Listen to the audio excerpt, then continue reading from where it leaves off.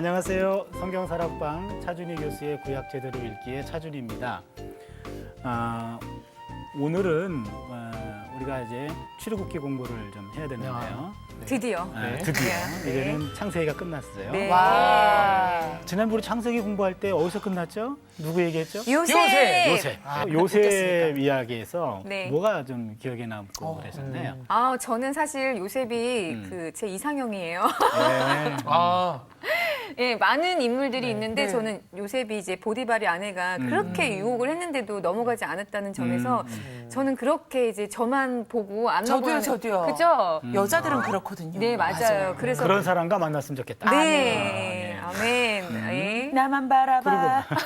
진철 형제는? 저는 반대로 음. 네, 요셉 같은 사람이 돼야겠다. 어. 네. 저번 주에 공부하면서 계속 제 생각이 많이 났거든요. 네, 저도 앞으로는 임마누엘로 주님과 항상 함께하면서 아멘. 놓치지 않고 살아야겠다. 요셉 같은 사람. 했습니다. 박수 네. 드리고 싶다. 네. 우와. 여기는 결혼한 요셉. 이야, 훌륭하십니다. 네. 그럼 이제 우리가 지난번에 이제 요셉 이야기 거기까지 이제는 마감하고 네. 이제는 출애굽기로 들어갔는데요. 네. 출애굽기부터 우리가 공부할 게 참 많아요. 출애굽기. 어렵다. 예, 어려워도 참아내고 네. 그리고 많은 배움이 있었으면 좋겠습니다. 아멘. 예. 자, 준비되셨죠? 네. 예, 출애굽기 시작. 고! 고!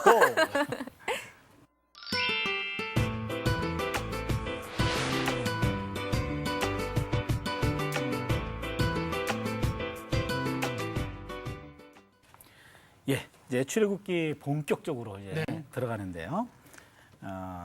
먼저 요셉이 이집트에서 뭐가 됐다 그랬죠? 총리가 됐죠. 창세기 41장. 네. 네. 이레자매가 한번 읽어주세요. 네, 제가 읽겠습니다. 바로가 또 요셉에게 이르되 내가 너를 애굽 온 땅의 총리가 되게 하노라 하고. 예, 드디어 총리가 됐어요. 네. 근데 한번 생각해 보세요, 여러분.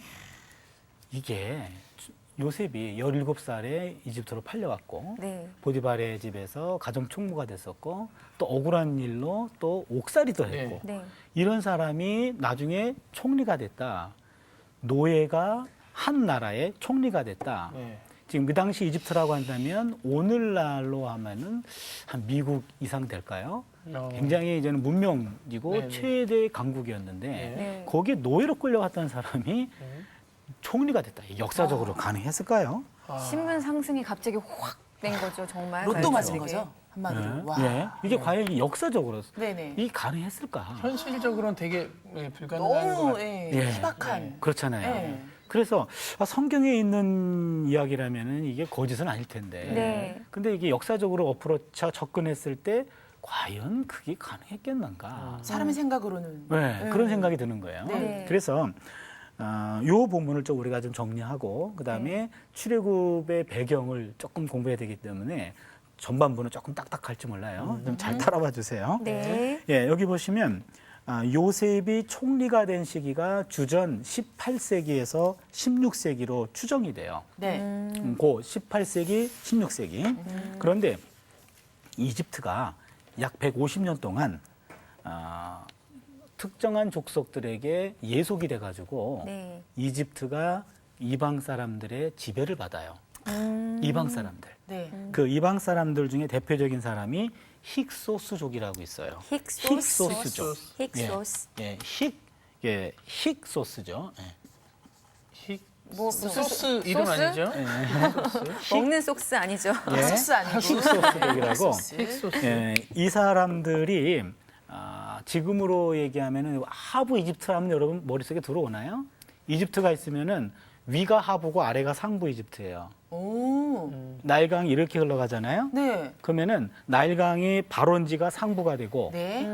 끝나는 데가 하부가 되는 거예요. 강은 바다로 흘러가잖아요. 네. 그러니까 하부 이집트 쪽이 여기가 지금 카이로 이쪽이에요. 카이로. 쪽이고 여기가 삼각주 지역이고 그러니까 상당히 농토가 형성되는 그런 지역인데 이 지역에 18세기 16세기 사이에 힉소스족이 그들을 지배했어요. 이집트를. 이족은 어떤 족이었나요? 그러니까 힉소스족은 셈족이에요. 셈족. 셈족. 그러니까 셈족에서 와가지고 지금 이집트의 바로가 됐네. 바로라는 말은 왕이란 뜻이에요.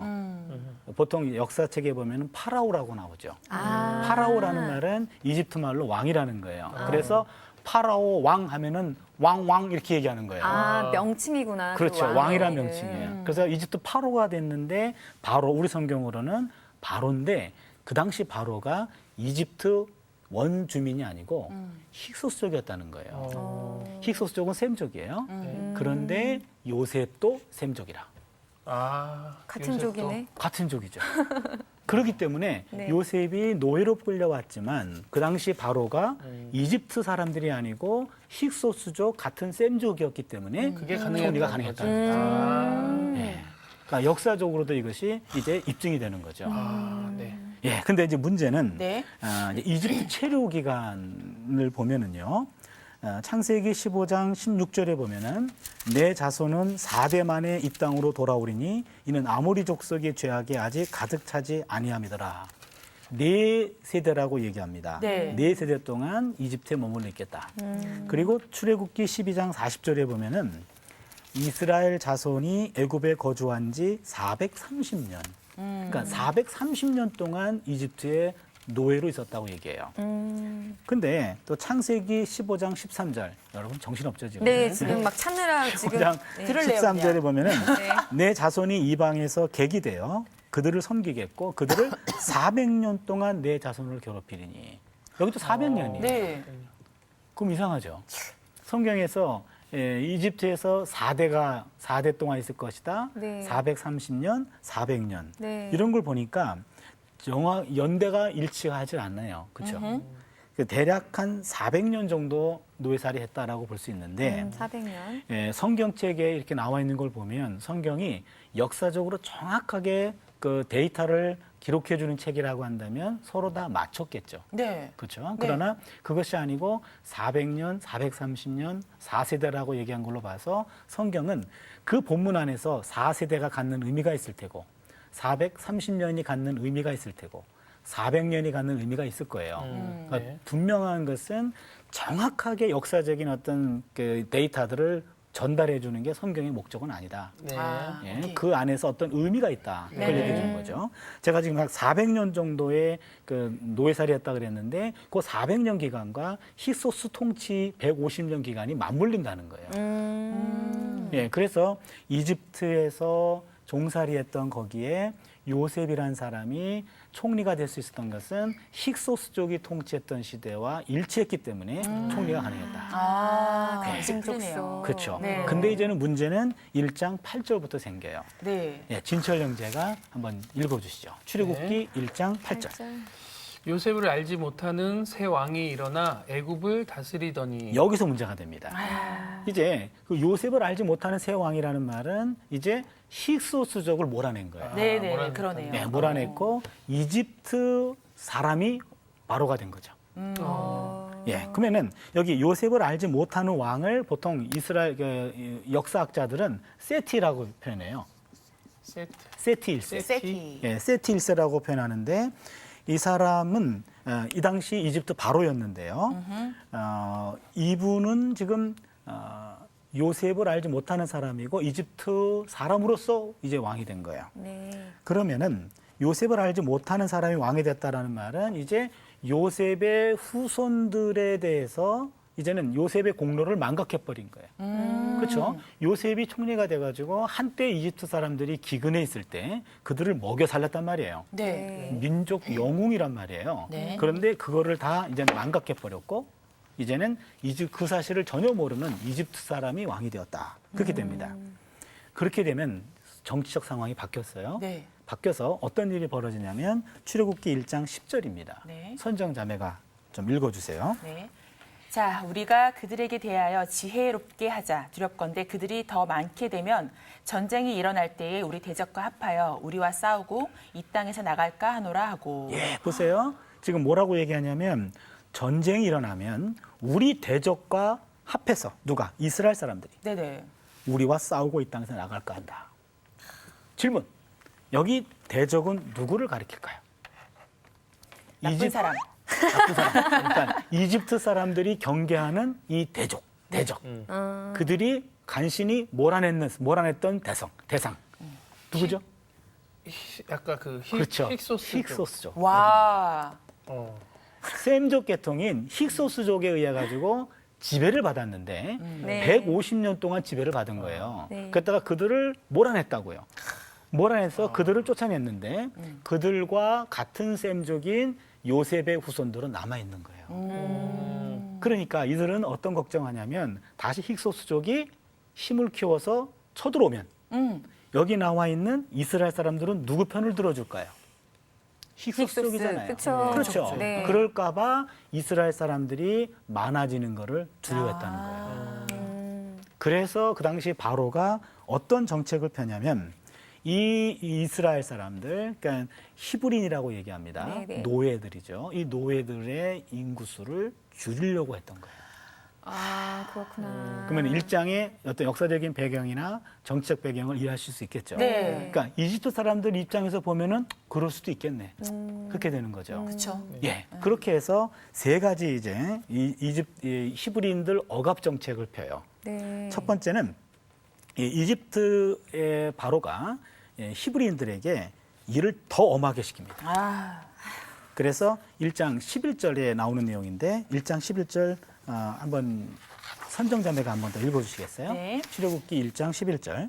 감독들을 그들 위에 세우고 그들에게 무거운 짐을 지워 괴롭게 하여 그들에게 바로를 위하여 국고성 비돔과 라암셋을 건축하게 하니라. 예.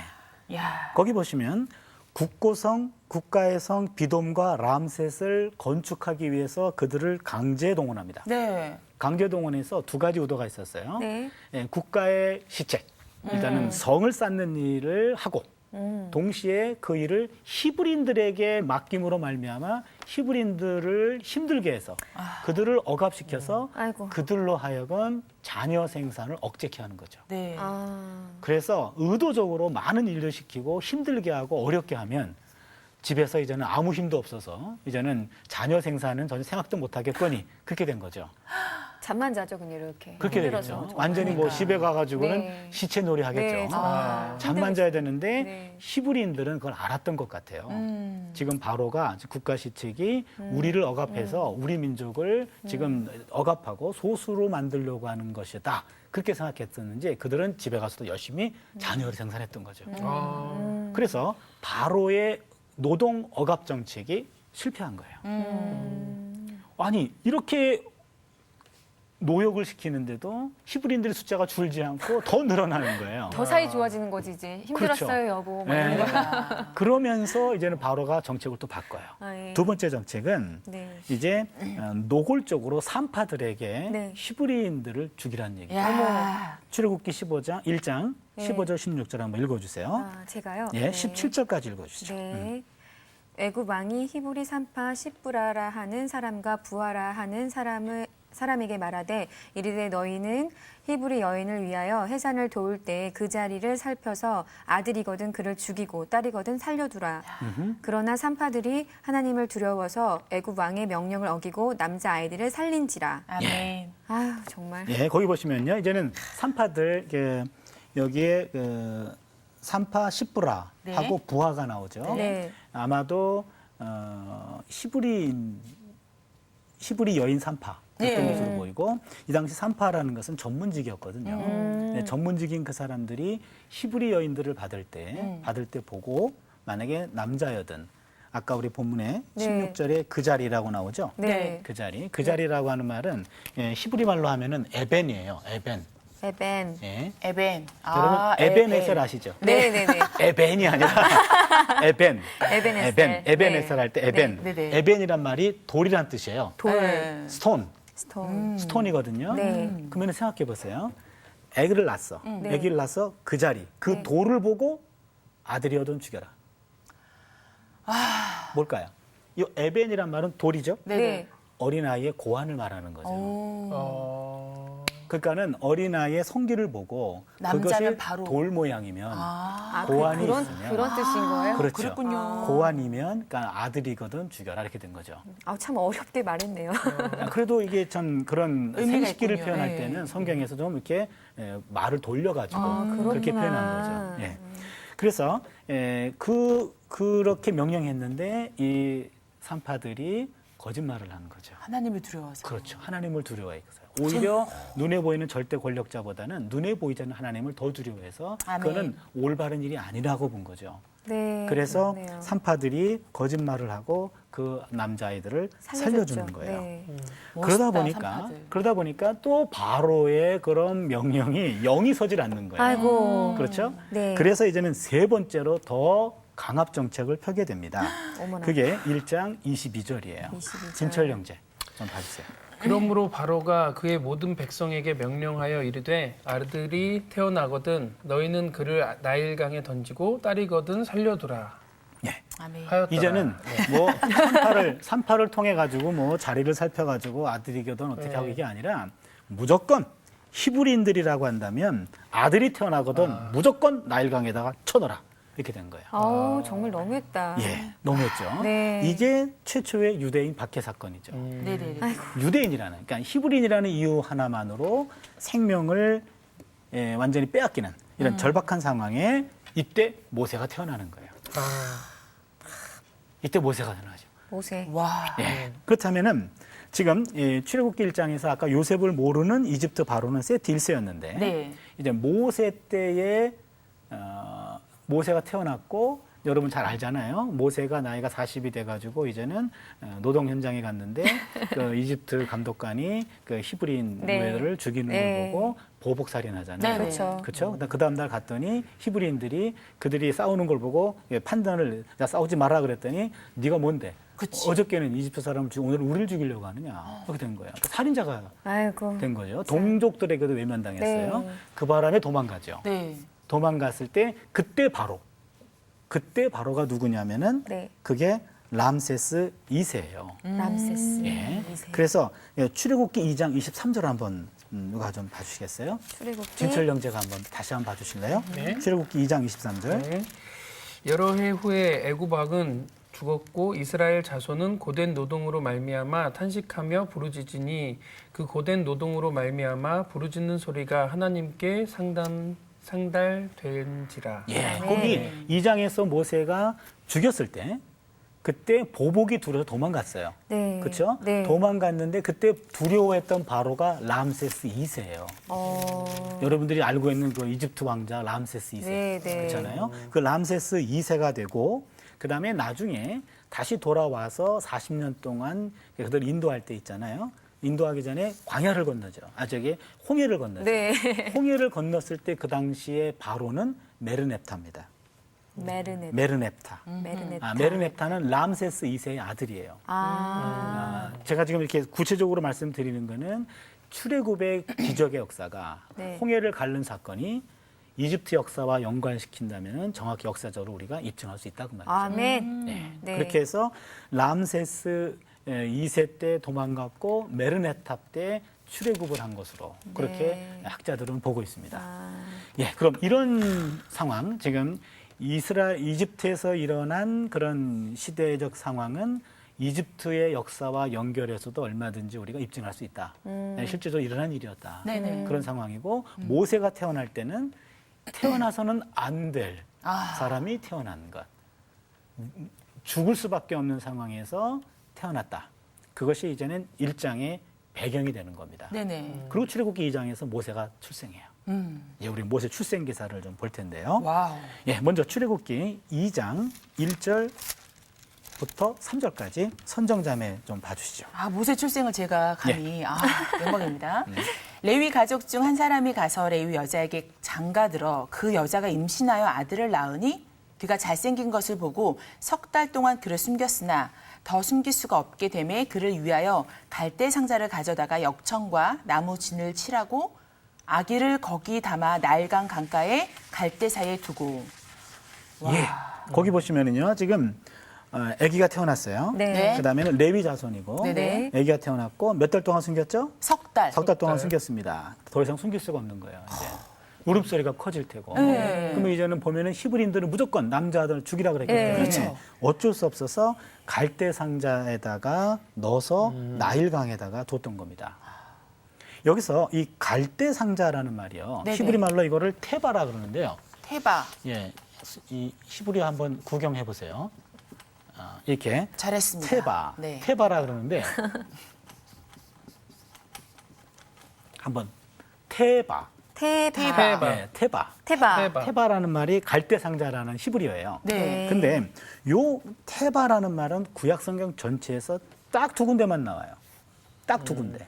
하나는 모세가 들어있던 갈대상자가 테바. 네. 그다음에 창세기 6장 14절. 우리 이래자매 한번 봐주세요. 6장 창세기 6장 14절. 6장 14절. 네, 제가 읽겠습니다. 너는 고페르 나무로 너를 인하여 방주를 만들되 그 안에 칸들을 막고 역청을 그 바깥으로 칠하라. 거기 오. 방주가 테바예요. 노아의 방주. 방주가 예, 노아의 방주가 테바예요. 아. 그다음에는 모세의 갈대상자도 테바고. 네. 그러니까 그 두 개만 나옵니다. 그렇죠? 근데 노아의 방주도 역청을 안팎에 칠했고, 네네네. 그다음에 갈대상자도 그러네요. 마찬가지입니다. 그렇죠? 네. 상당히 지금 이게 중요한 의미가 담겨 있는데요. 네. 모세가 지금 나일강에 이렇게 떠내려가는 건 아니에요. 그렇죠? 네. 갈대상자에다가 역청을 발라서 그 테바에 놓여 있는 아이를 나일강 어구에다가 숨겨놓은 겁니다. 숨겨놨는데 한번 생각해 보세요. 그 상황을. 지금 모세라고 하는 한 아이의 모습은 네. 그 당시 히브리인들의 상황을 상징적으로 보여주는 거예요. 대변해주고 있는 거죠. 그렇죠. 네, 네. 지금 아기 모세, 3개월 된 아기 모세는 자기 생명을 위해서, 자기 운명을 위해서 할 수 있는 일이 아무것도 없어요. 그렇죠. 그렇죠. 아무것도 네, 없고 애기인데. 그다음에는 갈대 상자에 들어있는 것만 들어가 있고 그것이 나일강에 떠 있는 거예요. 지금. 네. 그러니까 이게 물결이 세차게 치면은 이게 엎일 수도, 네. 뒤엎일 수도 있고 물고기 밥이 되는 거죠. 그렇다고 또 어떻게 이게 운전할 수도 없는. 지금 완전히 이런 상태에 놓여 있는 게 지금 히브리 모세 그거고, 그 모세의 갈대 상자고. 네. 너무 이입되셨나요? 네. 예, 동시에 노아의 방주랑 같다 그랬잖아요. 그러면 노아의 방주라 그러면은 노아의 방주 안에는 운전대가 없어요. 그렇죠. 지금 갈대 상자 안에도 운전대는 없어요. 네, 네. 그러면 지금 이게 앞으로 모세가 할 수 있는 건 아무것도 없어요. 하나님 하셔야죠. 뭐. 예. 네. 노아의 방주도 마찬가지였어요. 네네네. 노아의 방주도 운전대도 없고 네. 그래서 물이 빠지기만 기다리는. 네. 그래서 내가 할 수 없는 그런 네. 상황. 그래서 지금 출애굽기 2장에 나와 있는 요 테바, 갈대상자 테바, 방주 테바, 운전대가 없다. 자신의 운명을 자기가 어찌할 수 없고 자기의 인생의 방향을 내가 정할 수 없는 그런 상황. 근데 이게 알고 보면 우리 인생이에요. 그러네요. 그렇죠. 네. 모르죠. 내 인생은 나의 것. 뭐 내가 마음대로 할 수 있다. 그거는 철없던 시절에 하는 일이죠. 아. 네, 잠언 16장 9절. 우리 네네. 진철 형제 좀 봐주시겠어요? 네. 사람이 마음으로 자기의 길을 계획할지라도 그의 걸음을 인도하시는 이는 여호와시니라. 아멘. 아멘. 아우, 제가 방금 또 얘기했네요. 네, 유명한 말씀이죠. 네. 사람이 마음으로 자기 길을 계획할지라도 그 걸음을 인도하시는 분은 여호와시니라. 아멘. 아멘. 우리 계획대로 인생 되지 않거든요. 맞아요. 그렇죠? 아이고, 네. 나름대로 다 계획이 있잖아요. 맞아요. 이렇게 근데 좋겠다 계획을요, 그러는데. 교수님 죄송합니다. 예, 예. 잠깐 질문. 음. 계획을 미리 세우면 안 되나요? 아니죠. 네. 저는 솔직히 계획을 좀 이렇게 세우는 편이에요. 예, 예. 근데 그게 틀어질 때면 음. 저도 모르게 하나님 원망하게 되는 거예요. 음. 하나님 이렇게 되게 싫어하시나? 내가 이렇게 되는 거? 그러다가 이게 사람이 왜 계획대로 안 되면 뭔가 그 뭐랄까 실망감 또 상실감이 생기잖아요. 그렇죠. 그러면은 그냥 마음이 허해지는 거예요. 우울함도 찾아오고. 그럴 경우에는 차라리 뭘 계획을 세우지 말아야 되겠다. 근데 또 그러다 보면은 무미건조한 삶이 되고 무기력해지고. 그렇죠. 중요한 거를 지적하셨어요. 네, 맞아요. 지금 뭐 계획대로 안 된다며요, 하나님. 그렇죠. 내가 계획 세워도 하나님 알아서 하신다면서요. 그럼 내 계획은 참조사항이에요? 뭐 하시는 거예요? 그냥 무계획하게 하나님 인도만 받겠습니다. 날 마음대로 하세요. 데려가세요. 이렇게 할 수도 있다는 얘기죠. 그렇죠? 네. 네. 그런데 보시면은요. 내 계획대로는 되지 않지만 내 계획은 하나님이 존중해 주신다는 거죠. 그렇죠. 그렇죠? 존중해 주실 때 우리 계획은 가지고 있어야 돼요. 네네네. 여기 보니까 계획대로는 되지 않았다라는 게 어찌 보면 내가 운전대가 없는 운전대를 내가 지고 있는 거예요. 실체가 없는 운전대를 이건 내 인생은 내 것이고 내 계획대로 가야 돼. 이렇게 차이가 지고 있는 거예요. 근데 알고 보면 하나님 보시기엔 너 뭐 지고 있니 지금? 그거 네 거 아니거든. 내 거거든 얘기죠. 그래서 알고 보면은요, 지금 내가 내 인생의 주인이라고 하는 것을 주인이 아니라는 것을 깨닫고 내려놓는 게 필요하고, 그렇죠. 아멘. 하나님의 인도함을 받는 그것을 믿음으로 받아들여야 되는데, 내 계획대로 되지 않는 게 인생인데, 앞으로도 내 인생은 내 계획대로 되지 않을 거예요. 네. 저도 내 계획대로라면은 제가 지금 이런 신학자나 목회자의 길을 걷는 게 아니고 다른 계획이 있었거든요. 뭐 어떤 뭐예요? 혹시? 궁금한데요, 궁금합니다. 갑자기? 있었어요. 아, 뭘까요? 저는 의사가 되고 싶었어요. 지금 그런데 우리 치료하고 있잖아요. 영혼을 치료하는 영혼을. 최고의 의사. 그러니까 저는 이제는 이렇게 좀 사람들을 이렇게 병을 치료해주는 그런 의사가 되고 싶었는데 병 치료됐어요. 하나님은 다른 쪽으로 인도하셔서 이렇게 된 거거든요. 근데 지금 보니까 의사 선생님들한테 좀 죄송하지만 의사 선생님보다는 나의 지금 목사고 신학자로서의 삶이 훨씬 더 내게 고맙게 느껴지더라고요. 아멘. 그럼요. 그러니까 저희도 의사 선생님 감사해요. 됐으면 우리 이렇게 못 만나는 그렇죠. 거잖아요. 그러니까 내 계획대로 되지 않은 거에 대해서 한동안은 힘들었지만 그러나 지나고 나니까 내 계획보다 하나님의 계획이 더 좋았구나. 저도 앞으로 한 이제 100세까지 이제 산다고 본다면 아유. 100세까지 계획을 갖고 있거든요. 네. 그래서 계획을 가지고 인생을 사는 게 옳아요. 맞아요. 그렇죠? 맞죠. 그래서 계획을 갖고 있는데 제가 분명히 아는 건 있어요. 내 계획대로 안 될 거예요. 맞아요. 그럼 전 내년에 결혼할 계획인데 그것도 계획대로 안 되나요? 그럴 수 근데 있죠. 그거는 하나님의 때와 저희의 또 때가 다르니까. 그렇죠. 그럼 그래서- 이래 씨 먼저 가시는 걸로. 아멘. 저 받아. 내가 믿는 거는 내 계획대로 되지 않지만 내 계획보다 더 큰 하나님의 계획대로 아멘. 인도함 받을 거거든요. 아멘. 아멘. 그게 아멘, 아멘. 중요해요. 격하게 그게 아멘. 아닙니다. 예, 예. 네. 그래서 지금 모세에게 지금 요구됐던 것은 인생의 주도권을 내려놔라. 네. 예, 내려놓고 오히려 그것이 더 안전한 인생의 순항이 될 수 있다는 얘기입니다. 그렇죠. 예, 이제 그 2장에서 우리가 또 하나 공부해야 될 게 하나 있어요. 생명의 파수꾼인 여인들에 관한 겁니다. 여인들 나온대요. 예. 여인들. 모세의 삶을 보면은요, 모세가 그 태어날 수 없는 상황, 네. 태어났을 경우에는 바로의 명령에 의해 가지고 죽을 죽는. 수밖에 없는 상황. 아. 그런데 나일강에 이렇게 갈대상자에 눕혀서 나일강에 이렇게 안치될 만큼의 위험한 상황. 네. 그럼에도 불구하고 살았단 말이에요. 네. 그쵸. 그러면은 모세의 생명을 살린 사람들이 누구였나? 처음에는 히브리 산파들이 그냥 그들이 살려줬죠. 살려줬고 네. 두 번째는 또 어머니가 네. 3개월 동안 이를 키우면서 살려줬고 네. 그다음에 또 누가 도와 살려줬죠? 누이가 도와줬네. 누이가 또 도와주고 네. 그다음에 나중에 누가 더 살리죠? 바로의 딸? 바로의 딸. 맞아, 맞아. 그렇죠. 네. 바로의 딸. 출애굽기 2장 9절인데 선정자매 네. 좀 봐주세요. 네. 바로의 딸이 그에게 이르되 이 아기를 데려다가 나를 위하여 젖을 먹이라. 예. 내가 그 삭을 주리라. 여인이 아기를 데려다가 젖을 먹이더니. 네. 여기도 상당한 그 의미가 담겨 있어요. 네네네. 바로의 딸이에요. 그러니까. 공주죠. 네. 기가 막힌데요. 아빠 바로는 죽이라 그래요. 죽이라고. 네. 네. 딸은 살리고. 살렸습니다. 네. 그렇죠. 그리고 이 딸은 분명히 그 아이가 히브리인의 아이라는 그쵸. 걸 알고 있었어요. 심지어 남자아이. 그렇죠. 네. 남자아이고 이거는 국가 명령에 의해 가지고 시책에 의해서 죽여야 되는 건데. 맞아요. 그래서 많은 사람들이 아마 이런 방법으로 자녀를 숨겼던 것 같아요. 음. 근데 바로의 딸은 아버지의 명령을 어기고 그 아이를 살려주는 거죠. 자기가 입양을 해요.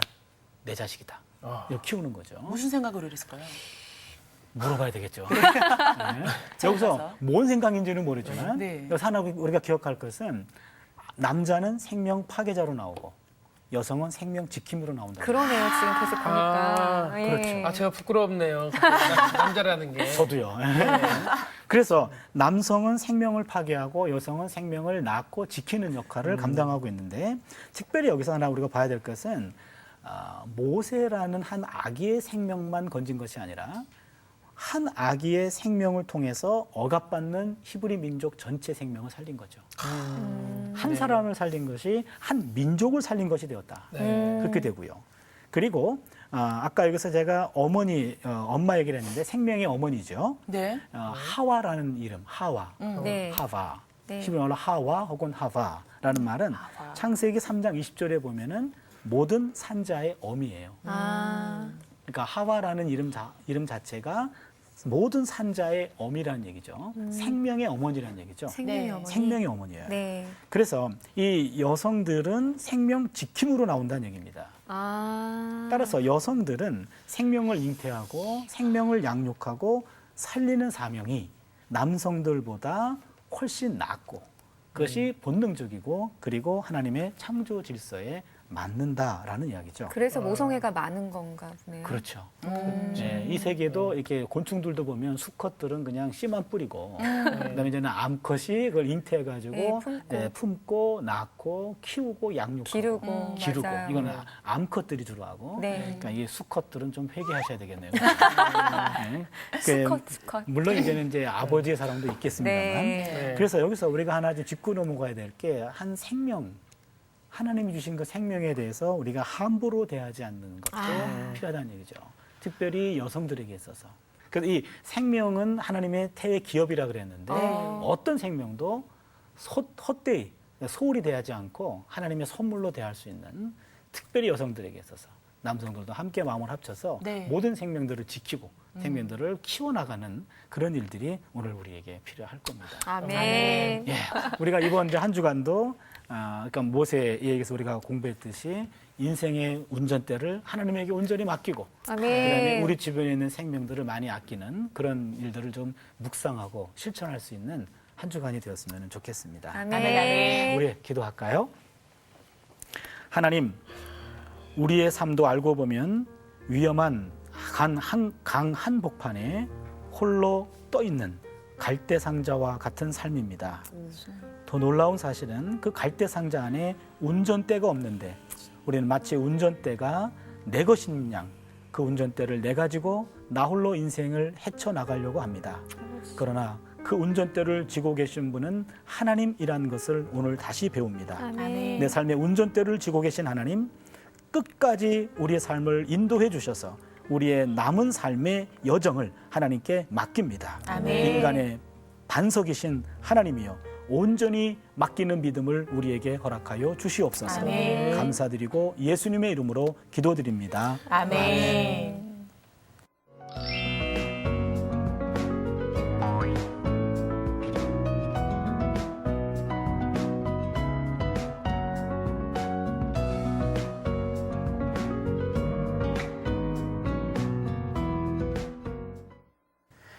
예, 우리 다음 주에 다시 만나고요. 이제 출애굽기에 대한 공부 여러분 많이 기대해 주시고 따라와 주시기를 바랍니다. 감사합니다. 감사합니다. 다음 주에 봐요. 본방사수. 오늘도 그 인생의 내비게이션. 네. 네. 그게 바로 운전대가 아닌가 싶어요. 네, 맞아요. 운전대를 좀 내려놓으세요. 그러게요. 말씀을 내려놓으라고요? 운전대를. 네. 그리고 잡고 싶어요, 운전대. 막내라고 하셨잖아요. 그 하나님 계획 속에서 나신 건 완전한 축복이네요, 정말로. 아멘. 계획 없다가 사람의 계획이